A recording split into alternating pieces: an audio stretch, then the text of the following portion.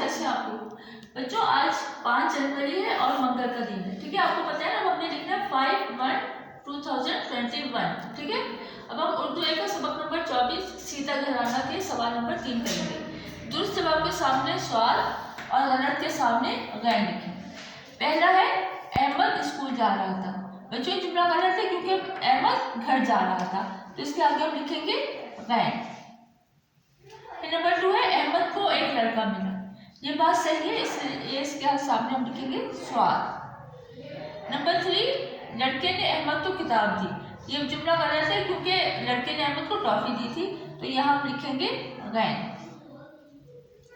Number 4 है अहमद को अपने अब्बू की बहुत याद आई।